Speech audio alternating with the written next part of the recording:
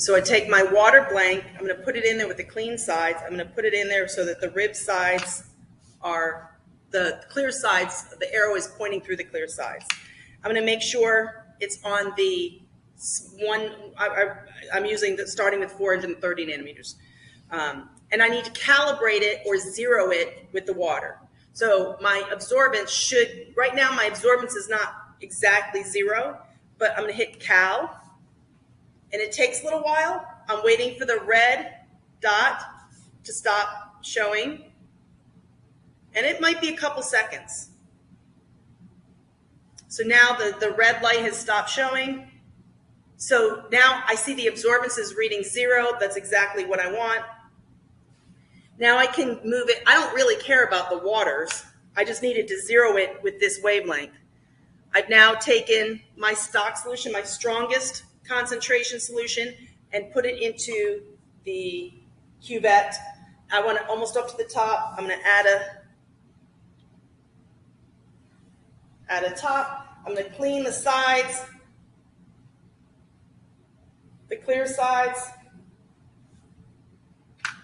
and turn it.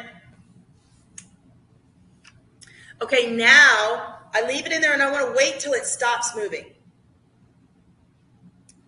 So for this solution at 430, I get 0.42. I'm going to record for at 430 nanometers, it reads 0.42. But maybe that's not the best. This looks like this wavelength would work, but it might not be the best wavelength. So I'm going to change the wavelength to another wavelength. But once I change the wavelength, I have to re-zero it with water. So I take this cuvette out, I put the water cuvette back in, close it up, and now it looks like it does read 0, but I'm going to recalibrate it just to be clear.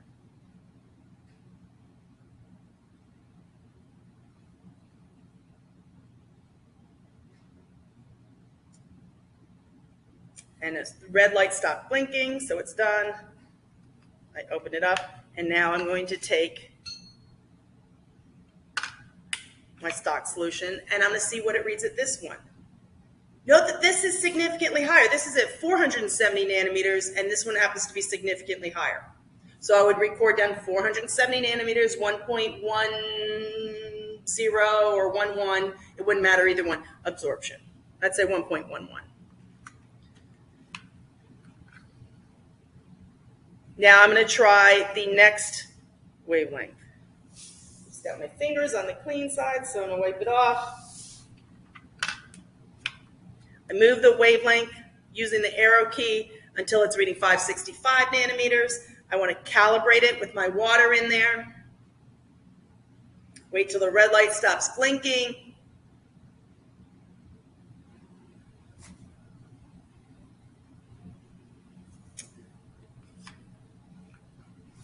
And now I remove that and I put in my stock solution so I can record what it reads at this one.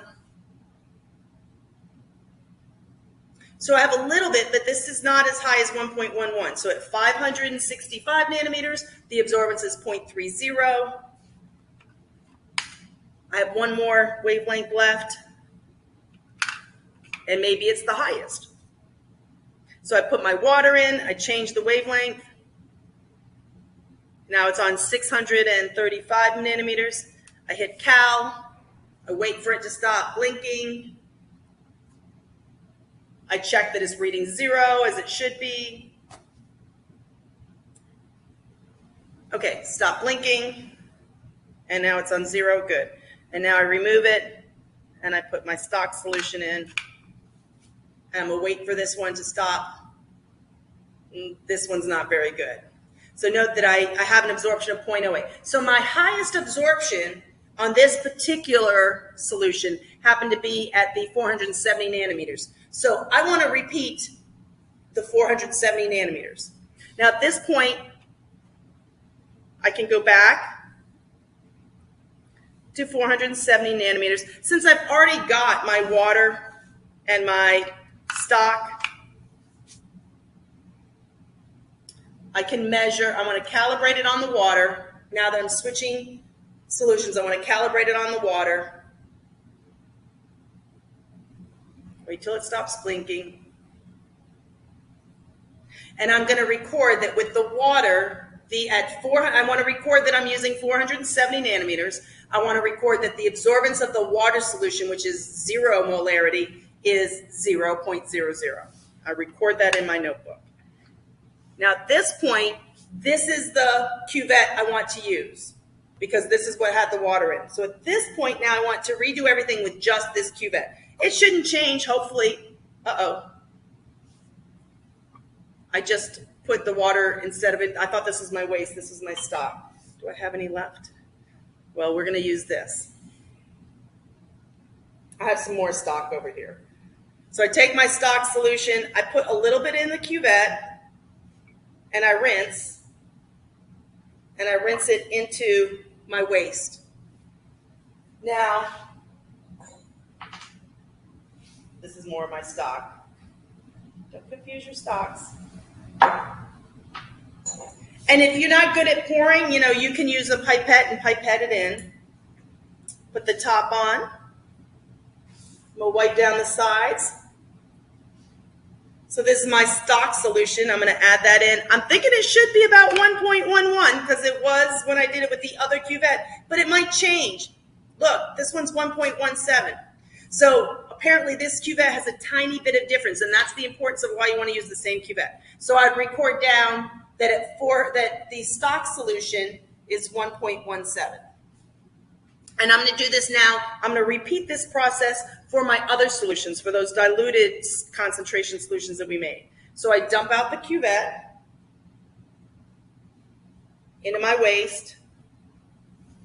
And now I have my prepared dilution. I'm going to say dilution number 2. I want to put a little bit in.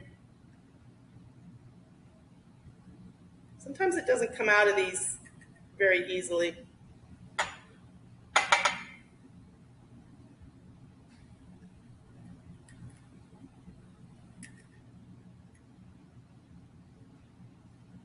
All right, I'm going to use a pipette. So I have a dry pipette. It's not coming out. These are small. I suck up some. And I'm going to rinse with this one.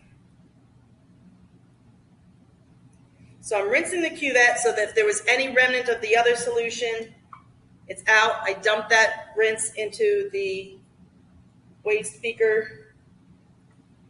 And now I want to fill it up with the solution.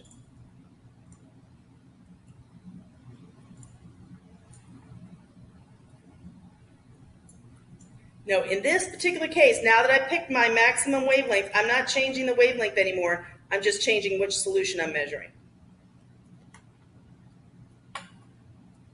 Put the top on.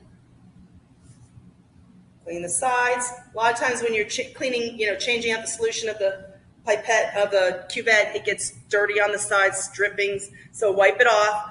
Make sure the clear side is aligned with the arrow. Close it.